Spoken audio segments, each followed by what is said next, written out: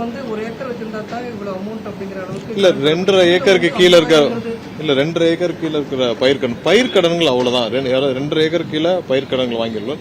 5 acre கீழே அதாவது சிறு குறு விவசாயிகள் பயிர்க்கடன்களுக்கான தள்ளுபடி தான் இப்ப அறிவிக்கப்பட்டுள்ளது.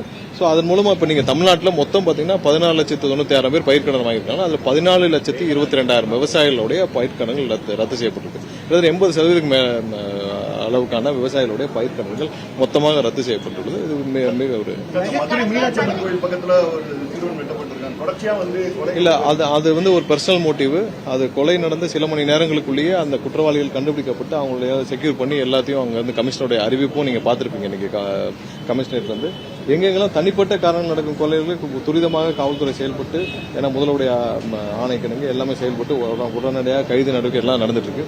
எங்கெங்கெல்லாம் இப்ப நீங்க கோயம்புத்தூர் கண்டிப்பாக முதல்வர் 2 நாட்கள் எங்கள் அனைவரையும் முடக்கி விட்டுருக்காங்க. மிக துரிதமாக இந்த வழக்குகள் முடிக்கப்பட வேண்டும், உச்சபட்ச தண்டனை வழங்கப்பட வேண்டும். அதற்கான அனைத்து விதமான சட்டப்பூர்வ நடவடிக்கைகள் எடுக்கிறதுக்காக அனைத்து வேலையும் செஞ்சுட்டு இருக்கோம். இதை கண்டிப்பா இது மாதிரியான நிகழ்வுகளை தடுப்பதற்காக இதெல்லாம் தடுப்பதற்கான நடவடிக்கைகள் கண்டிப்பாக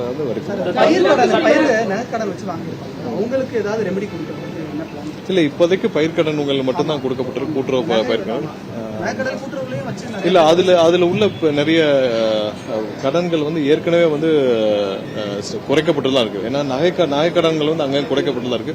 பயிர்க்கடன்கள் நேரடியாக அந்த சாகுபடிக்கான பயிர்க்கடன்கள் மட்டும்தான் நம்ம இப்ப தள்ளுபடி வந்த 15-20 நாட்களே வந்து தொடர்ச்சியா வந்து இத்தனை கொலைகள் சொல்லிட்டு எதிர்கட்சிகள் வந்து தொடர்ச்சியா குற்றம் சுமத்துறாங்க. நீங்க பாத்துருக்கீங்க, அதுக்கு என்ன இல்ல எந்த விதத்திலும் சட்ட ஒழுங்கு சீர்கேடுக்கான எந்த இதுவும் நடக்கல.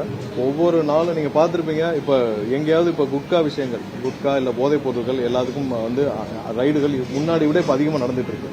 காவல்துறை அங்கங்க ரைடு நடந்துட்டு இருக்கு. தேவையில்லாத இடத்துல டாஸ்மாக் இருந்தாலும் உடனடியாக மூடப்படுது. தேவையில்லாத இடத்துல வந்து விதிமுறைகள் மீறி செயல்படும் மதுபான கூடங்கள், அதாவது பார்கள் வந்து அங்க மீது நடவடிக்கை எடுக்கப்பட்டு அங்கெல்லாம் மூடப்பட்டு வருது. எங்கெங்கெல்லாம் இந்த கடைகள்ல குட்காலாம் விற்கப்படுதோ அங்கெல்லாம் வந்து எனக்கு தெரிஞ்ச நிறைய இடத்துல சீல் வைக்கப்பட்டு வருது, அங்கங்க பிடிக்கப்பட்டு வருது. எல்லா இடத்துலயும் போதை மருந்துகள் எங்கெங்க இருக்கோ அதெல்லாம் ரைடு பண்ணப்பட்டது. சட்டம் ஒழுங்கை சரி செய்யும் விதத்தில் முதல்வர் அனைத்து நடவடிக்கைகளும் எடுத்துட்டு வராங்க. கண்டிப்பா ஒவ்வொரு நாளும் அதுக்கான முன்னேற்றத்தை நீங்க பார்ப்போம். எதிர்கட்சிகள் அதிமுக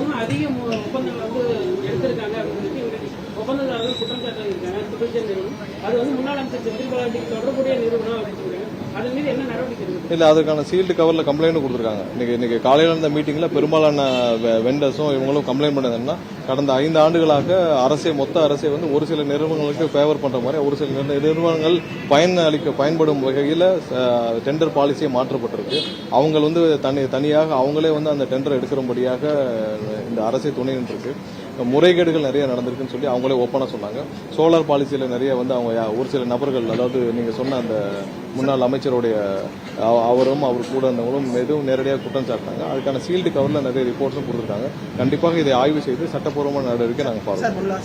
2 திராவிட கட்சிகளும் உங்க மேல குற்றம் சாட்டு வைக்கிறது குதிரை பேரத்தை நடத்திருக்கிறீங்க அப்படின்னு ஆணித்தரமா சொல்றாங்க. முன்னாள் முதலமைச்சர் இருவரும் சொல்றாங்க. இல்ல ஒரு விஷயத்தை நான் திரும்ப சொல்றேன், எந்த விதத்திலும் குதிரை பேரமும் எதுவும் செய்ய வேண்டிய அவசியமே கிடையாது. 100% மக்கள் எங்கள் மீது நம்பிக்கை வைத்து இந்த நேரத்தில் தேர்தல் வைத்தாலும் 200க்கும் மேற்பட்ட தொகுதியில் மக்கள் எங்களை வெற்றி பெற வைப்பார்கள். அதுல எந்த மாற்றம் கிடையாது.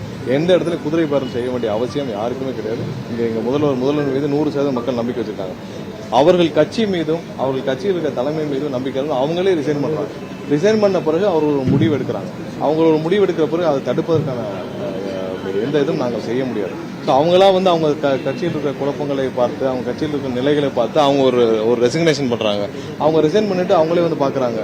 ரிசைன் பண்ண பிறகுதான் வந்து பாக்குறாங்க. சோ அதை யார் தடுக்க முடியும்? சோ இதெல்லாம் யாரும் தடுக்கிறதுக்கான எந்த சாத்தியக்கூறும் கிடையாது. சோ அது வந்து அவங்களுடைய கட்சியில் இருந்த தலைமை தான், அவங்களுடைய ஸ்திரத்தன்மையிலிருந்து அவங்க தலைமை வந்து சரியாக இல்லாத காரணத்துலதான் இது போன்ற முடிவுகள் அங்க உள்ள கட்சியில் உள்ள தொண்டர் எடுத்தாங்க. நீங்க போய் அதிமுக எல்லாத்தையும் கேட்டு பாருங்க, அங்க உள்ள எல்லா தொண்டர்களையும் கேட்டு பாருங்க. இங்க வந்து பாக்குறவங்க எல்லாம் அவங்க என்ன செய்யறதுன்னு தெரியாம இருக்காங்க. அதிமுக தொண்டர்கள், அதிமுக கீழே இருக்க நிர்வாகிகள் என்ன செய்யறதுன்னு தெரியாம இருக்காங்க. அவங்க கட்சி விவகாரத்தில் தலையிட எங்களுக்கு எந்த இதுவும் கிடையாது, அது எந்த உரிமையும் கிடையாது. அதை பத்தி பேச வேண்டியது தேவையில்லை. அந்த கட்சி விவகாரத்தில் நாங்கள் தலையிட வேண்டிய அவசியம் இல்லை. பட் அங்கிருந்து வர்றவங்க ரிசைன் பண்ணிட்டு வந்து சந்திக்கிறாங்கன்னா அதை நாங்கள் எப்படி தடுக்க முடியும்? சார், இந்த 3 எம்எல்ஏக்கள் தானா இல்ல வேற எம்எல்ஏக்கள் வர வாய்ப்பு? அதை பத்தி நம்ம பேச முடியாது. ஏன்னா அது அவங்களுடைய தனிப்பட்ட விருப்பம், அது அந்த கட்சியுடைய விஷயம். அதுல ரிசைன் பண்ணிட்டு வர்றவங்க அவங்களுடைய தனிப்பட்ட முடிவு.